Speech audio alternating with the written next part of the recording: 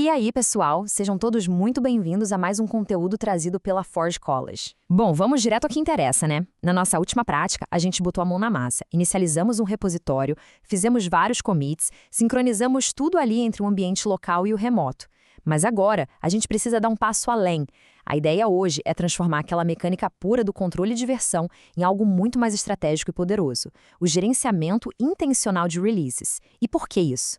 Basicamente, para a gente preparar um terreno impecável para o nosso projeto Capstone comparativo desenvolvendo para Solana. Vai ser incrível. Para a gente não se perder, esse é o nosso mapa de hoje. Primeiro, o histórico como biblioteca. Segundo, um ciclo de release prático. Depois, criando a tabela comparativa. E, para fechar, a preparação para o Capstone. Então, vamos lá. Seção 1. O histórico como biblioteca. A primeira grande virada de chave aqui é a gente abandonar de vez aquela realidade caótica que, convenhamos, todo desenvolvedor conhece bem.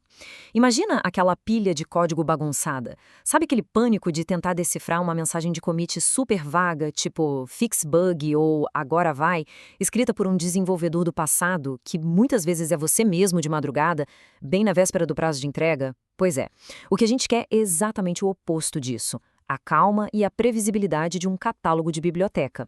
A gente vai transitar para esse estado focado em releases intencionais e que sejam super fáceis de encontrar.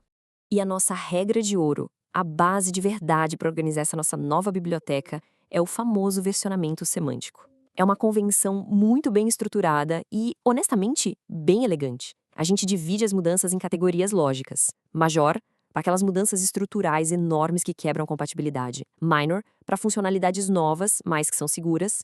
E patch, para aquelas correções pequenas de bugs. O mais legal do versionamento semântico é que, literalmente, só de bater o olho no número da versão, a equipe inteira já saca exatamente o impacto daquelas alterações.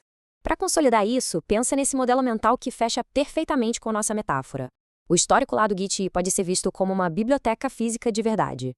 A tag simples é o livro ali na prateleira. Ela marca aquele snapshot exato, o código naquele milissegundo. Já a tag anotada ou objeto de release seria a nossa ficha de catálogo. Ela não tem só o código, ela carrega aqueles metadados valiosos, um resumo bem curado do que aconteceu. E o changelog é o nosso índice por assunto, agrupando tudo o que mudou de forma bem inteligente. Basicamente, a gente está pegando esses conceitos super abstratos de engenharia e transformando em algo muito mais tangível. Avançando agora, seção 2. Um ciclo de release prático. Saindo um pouco da teoria e indo direto para nossa linha de montagem, tudo começa lá no terminal. Digamos que a gente adicionou uma nova funcionalidade, como um helper RPC. Olha só essa mensagem de commit. RPC Add Helper for Compacted Accounts. É um escopo super claro e vai direto ao ponto. Isso não é só um detalhezinho, viu?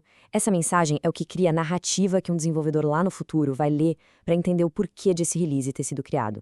Começando com clareza aqui, todo o resto do processo flui de uma maneira absurdamente mais fácil.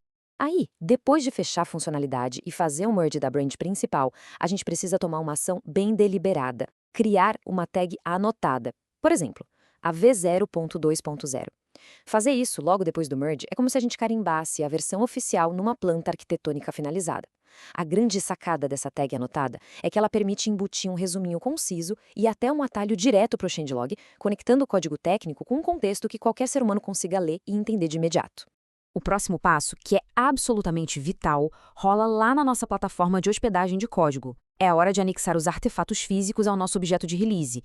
E não estamos falando só do código-fonte não, mas do binário compilado, do arquivo compactado e, claro, dos relatórios de Dash. E aqui entra o ponto crucial da coisa, os checksums. Manter uma convenção de nomes consistente e usar checksums garante, sem sombra de dúvidas, que os testes que a gente rodar no Capstone vão ser totalmente reproduzíveis. É tipo um selo de autenticidade matemática. E para manter o controle do que a gente construiu até agora, a gente precisa de um changelog bem estruturado. Olha como fica fácil.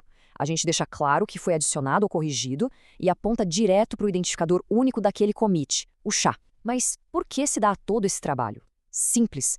É essa rastreabilidade que permite que, daqui a meses, a equipe consiga caçar e entender aquelas diferenças sutis no comportamento do código, sem ter que ficar brincando de adivinhação para saber de onde o problema surgiu. E para fechar esse ciclo produtivo com chave de ouro, temos o apêndice de notas. Pensa comigo, se o changelog documenta o que mudou, o apêndice de notas documenta o porquê e o onde. Ele responde coisas cruciais, tipo a versão exata do Rust ou do CLI da Solana que a gente usou. E pode acreditar, Essas pequenas restrições de ambiente têm um impacto gigantesco nos resultados dos testes depois. Deixar isso anotado num arquivo Markdown bem limpinho literalmente salva vidas quando você precisar debugar alguma inconsistência lá na frente. Bora para a próxima. Seção 3. Criando a tabela comparativa. Para pegar esse histórico organizadíssimo e transformar na estrela do nosso projeto Capstone, a gente segue um fluxo de trabalho de 6 passos. E olha, não encara isso como burocracia chata, tá? É muito mais um processo de purificação. A gente começa inventariando o que tem, depois faz aquela verificação cruzada para garantir que os artefatos e checksums estão certinhos. No passo 3 e no 4, a gente preenche os ponteiros e as notas de ambiente. O passo 5 é a prova de fogo, valida tudo para ver se as informações fazem sentido juntas. E finalmente, no passo 6, a gente vincula essa tabela lindamente estruturada ao nosso projeto.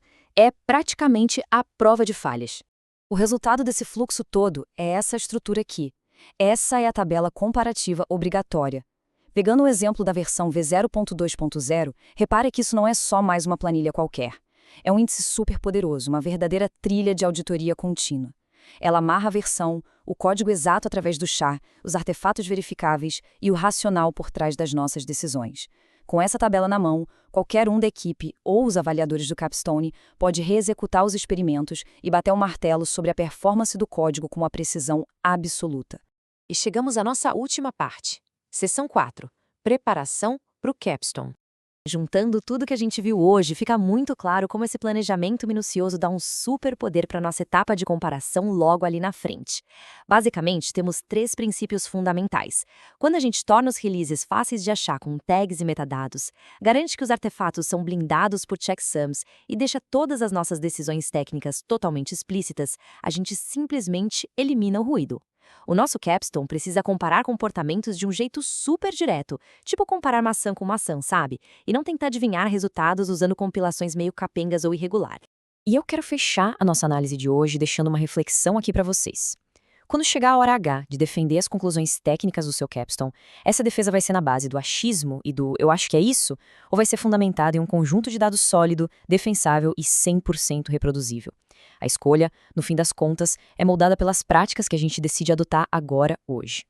Queria agradecer muito a companhia de vocês neste conteúdo da Forge College. Fica aqui o convite de sempre. Acessem forge.college para descobrir muito mais materiais incríveis, afiar suas habilidades e dominar esse universo do desenvolvimento Web3. Continuem construindo com excelência e até a próxima.